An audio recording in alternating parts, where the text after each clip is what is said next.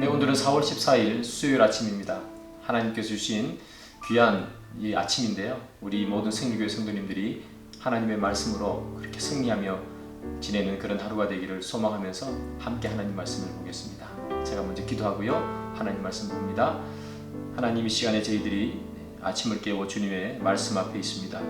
주님의 말씀이 저희들을 움직이게 하시고 주님의 말씀이 저희들을 살게 주님 인도해 주셔서 오늘 살아가는 하루가 하나님 앞에 온전히 올려드리는 귀하고 복된 예배의 삶이 되게 인도해 주옵소서. 예수님의 이름으로 기도드립니다. 아멘. 네, 오늘 보실 하나님 말씀은 출애굽기 4장 24절부터 31절까지입니다.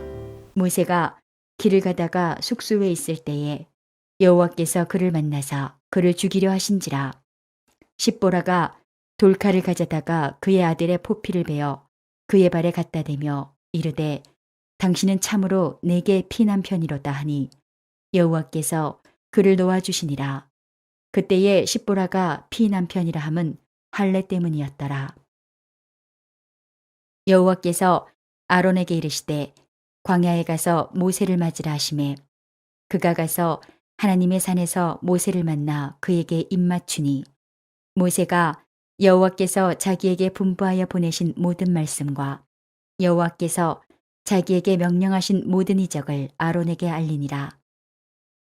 모세와 아론이 가서 이스라엘 자손의 모든 장로를 모으고 아론이 여호와께서 모세에게 이르신 모든 말씀을 전하고 그 백성 앞에서 이적을 행하니 백성이 믿으며 여호와께서 이스라엘 자손을 찾으시고 그들의 고난을 살피셨다 함을 듣고 머리 숙여 경배하였더라.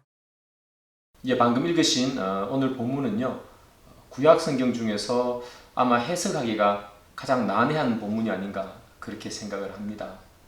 오늘 본문의 줄거리는 간단하죠. 모세가 그의 가족과 함께 애굽으로 이집트로 가고 있는데 길가에서 하나님께서 갑자기 나타나셔서 누군가를 죽이려고 하고 있습니다. 그러자 모세의 부인인 십보라가 자기 아들 게르솜이죠. 자기 아들의 포피를 잘라서 누군가의 발 앞에 내어놓았더니 그 죽이려고 하는 그 하나님의 심판의 행위가 그쳤더라 하는 그 이야기가 오늘 본문의 이야기입니다. 오늘 본문의 이야기가 해석하기 어려운 이유는요, 하나님께서 모세를 선택해서 이스라엘 백성들을 출애굽시키려고 보내는데 왜 하나님께서 누군가를 죽이려고 하시는가? 그 다음 하나님께서 죽이려고 하는 것이 누구인가? 모세를 죽이려고 하는가? 아니면 그의 아들 게르솜을 죽이려고 하는가? 십보라가 아들의 포피를 잘라서 누군가의 발 앞에 넣어 놓았는데요.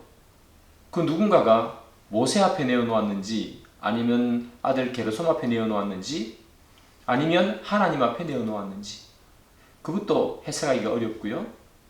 또 피난편이다 이렇게 부릅니다. 피난편의 의미가 무엇인가? 모두 다 의문이 많습니다. 이렇게 의문이 많은 이유는 뭐냐면 오늘 본문을 보면 인칭 대명사 두 명밖에 안 나옵니다. 십보라 그리고 하나님. 그런데 나머지는 다 그라는 지시 대명사만 많이 나오지요. 그래서 이 그가 도대체 누구를 가르치는지 해석하기가 너무 어렵기 때문에 또 오늘 본문은 문맥상에서도 조금 이상한 느낌이 드는 그런 이야기 스토리가 전개되기 때문에 사실은 해석하기가 어려운 본문이고요. 현재까지도 이 해석이 완벽하게 모두가 동의하는 해석은 나오지 않고 있는 그런 상황이죠. 그럼에도 불구하고 우리가 또 함께 이 본문을 통해서 받을 수 있는 교훈이 있습니다. 많은 학자들이 연구하고 그래서 많이 모아진 의견이 있기에 그 의견을 기초로 해서 함께 하나님의 은혜를 나누고자 합니다. 먼저 오늘 본문은요, 이제 장차 있을 애굽에 내려질 열재앙 아시죠? 열재앙 중에 10번째 재앙, 즉 장자의 죽음의 재앙과 오늘 본문은 관계가 있습니다. 또 장차 있을 유월절과도 관계가 있습니다. 제가 장차 있을 이렇게 말씀드렸는데 그래서 오늘 이 이야기는 앞으로 일어날 일에 대한 하나의 상징과도 같은 그런 일이 오늘 일어나게 되는 거죠. 첫 번째로 10번째 재앙인 장자의 죽음과 관련이 있다 하는 말은 어떤 말인가 하면요. 지금 우리가 읽고 있는 오늘 본문 바로 앞에 출애굽기 4장 23절을 보면 하나님께서 모세에게 하시는 말씀이 있어요. 어떤 말씀을 하시는가 하면 너는 바로에게 가서 이스라엘 백성들을 출애굽시킨다고 이야기하라. 그런데 바로가 그것을 거부하면 장자가 죽을 것이라고 이야기하라 하고 오늘 본문이 시작돼요. 그리고 오늘 본문에 보면 모세의 아들 게르솜이 나오고요. 게르솜이 모세의 장자죠. 그리고 그가 죽을 뻔한 그런 위험을 닥칩니다.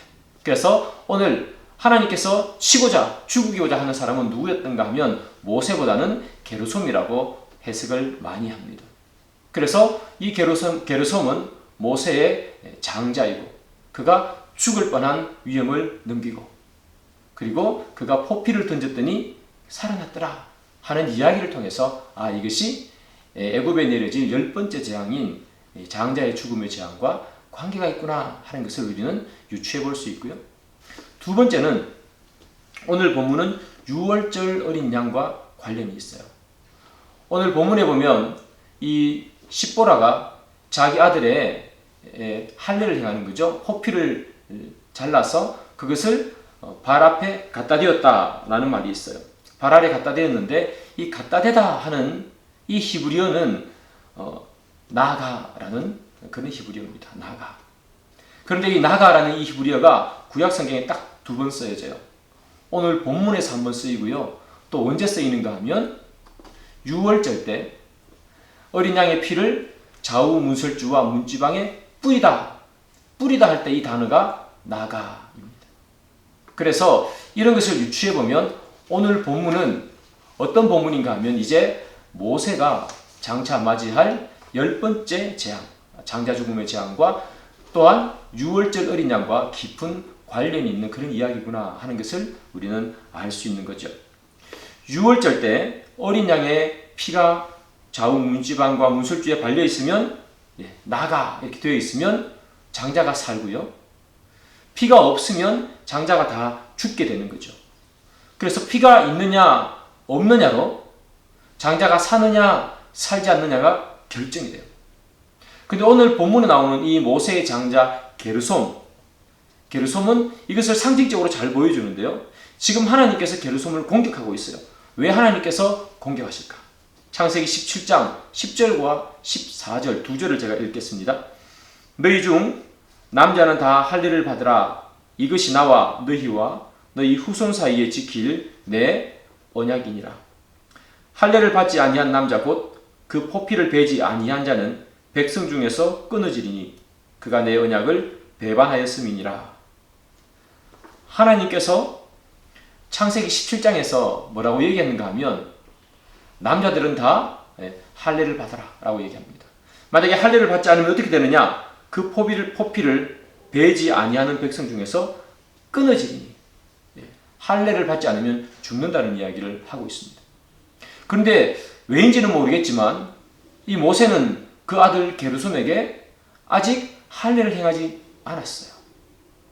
그래서 할례를 행하지 않았기 때문에 하나님께서 게르솜에게 나타나서 게르솜을 죽이려고 하는 그 순간이라는 거죠. 그때 이 십보라가 어떻게 알았는지 아들에게 할례를 행하게 되는 겁니다.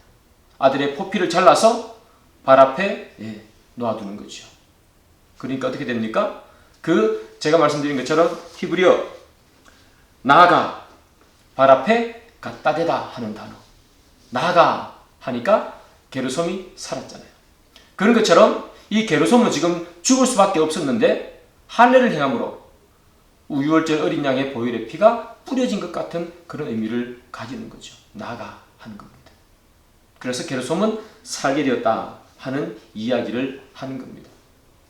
쉽게 말하면 이 게르솜은 할례를 받지 않아서 하나님의 공격으로 말미암아 죽을 수밖에 없었는데 그의 엄마 십보라가 이 게르솜에게 할례를 행함으로 말미암아 그가 살아났더라.